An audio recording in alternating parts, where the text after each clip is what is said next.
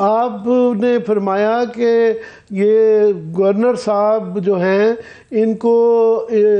इनके ख़िलाफ़ एक्शन होना चाहिए, और यहाँ ये भी कहा आपने गालबन 209 का हवाला दिया कि इलेक्शन कमीशन ने भी जो सदर के हवाले से जो इक़दाम किए हैं इनको डिसमिस किया जा सकता है, जबकि अदालत में आज ये एक ऑब्जर्वेशन आई कि जी उनको तो पार्टी क्यों बनाया गया है। देखिए, अदालत की जो ऑब्जर्वेशन होती हैं वो ऑफ कफ होती हैं, वो कोई फैसला नहीं होता है। बात ये है कि आपने कॉम्पोजिशन देखी है, 9 जजेस सुप्रीम कोर्ट के हैं, माशाल्लाह डाइवर्सिफाइड किस्म की ओपिनियंस आई हैं। उसमें तो ये भी कहा गया कि जी क्या पार्टी हेड के कहने पर चीफ मिनिस्टर जो है असेंबली को डिसॉल्व कर सकता है। ये भी इशू चीफ साहब ने कहा कि चलें इसको भी देख लेंगे। ये भी आया कि आर्टिकल 184(3) यानी सुओ मोटो ज्यूरिसडिक्शन क्या 2 जजेस के कहने पर क्या इस पर बन सकती है, सुओ मोटो की बिना बन सकती है। ये भी एक इशू आया। तो जज साहबान ने जब इस तरह के ऑब्जर्वेशन देते हैं उसका मतलब ये नहीं है कि वो फैसला दे रहे होते हैं, बल्कि वो एक यानी ये इनक्विजिटोरियल किस्म के जो है वो चाहते हैं कि इन चीजों की जो है वजाहत हो जाए, ताकि न सिर्फ अवाम और नास पर ये एक कानून जो है वो क्लियर नजर आए, बल्कि एक स्ट्रीमलाइन हो जाए जो मुस्तकबिल के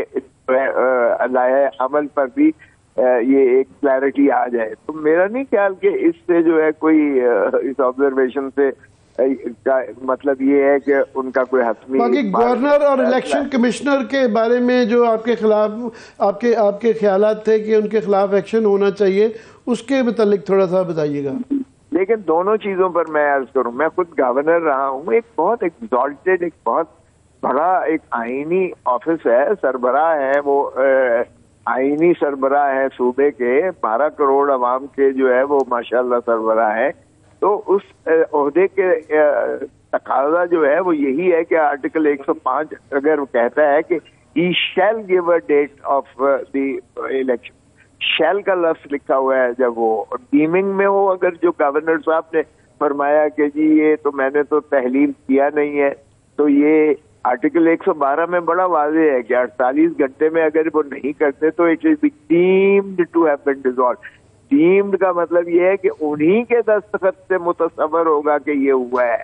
तो इसलिए उसमें कोई इबहाम नहीं है कि आर्टिकल 112 को आर्टिकल 105 से जब पढ़ेंगे तो ही शैल गिव अ डेट, तो उसको डेट देना पड़ेगी। और फिर इसी तरह आर्टिकल 48 को देखें तो 48 में ये है कि ये उसकी डिस्क्रिशन है, वो वफाकी हुकूमत या किसी और से नहीं पूछेगा इस मामले में, बल्कि वो अपने आईनी उस फरीजे को इस्तेमाल करेगा। तो जब मैंने अर्ज किया कि गवर्नर साहब ने अपना आईनी जो है फरीजा नहीं इस्तेमाल किया, तो लामाला मेरा मकसद ये नहीं था कि गवर्नर के, चूंकि गवर्नर फौजदारी मुकदमा से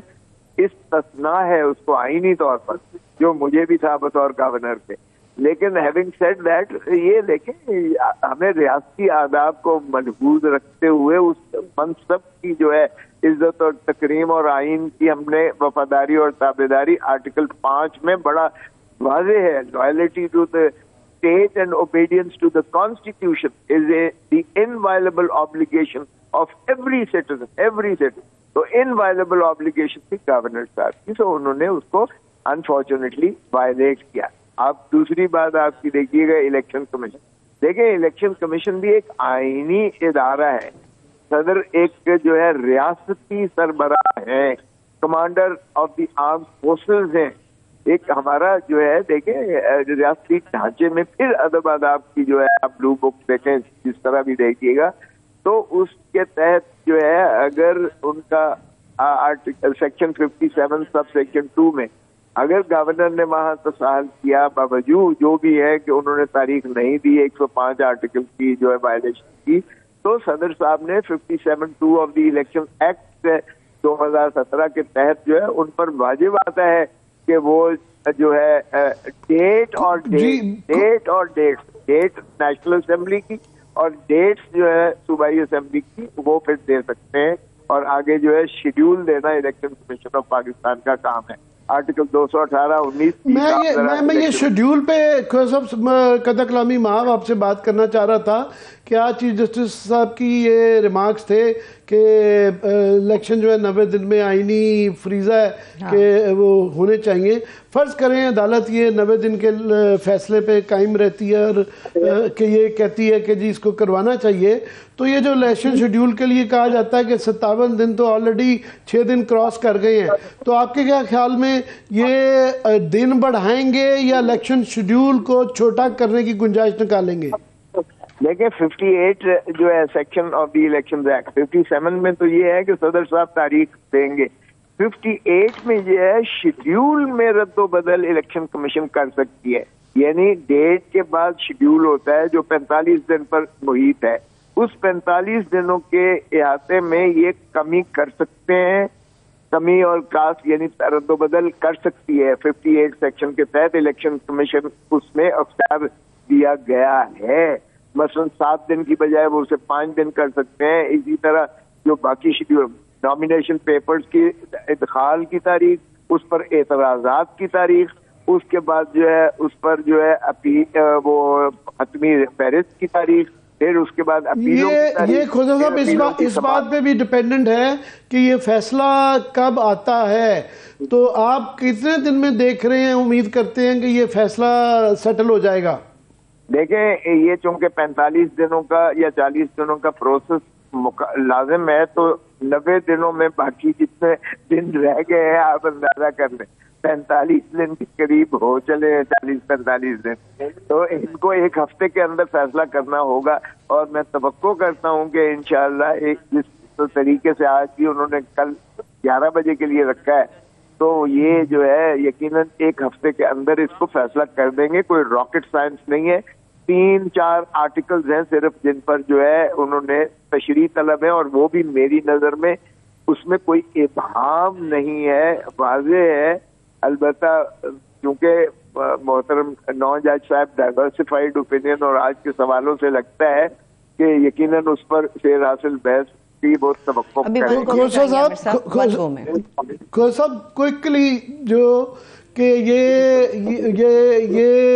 आज जो मरियम बीबी ने जिस किस्म के जजेस के मतलब सख्त अल्फाज इस्तेमाल किए और बेंच फिक्सिंग की बात की, टोला सर्विंग जजेस के मतलब भी किए, तो वो तो चले सियासतदान हैं, वो देखेंगे उनके ऊपर अदालत क्या जाती है। पाकिस्तान बार काउंसिल ने भी जो है एक खत लिख दिया है कि इसमें 2 जजेस बेंच यूए वाले होने चाहिए थे और ये वाले नहीं होने चाहिए थे। देखिए ये बात बेंच में भी ये बात आई, मैं किसी का नाम नहीं लेता, लेकिन ये 9 रुकनी बेंच में भी आई ये बात।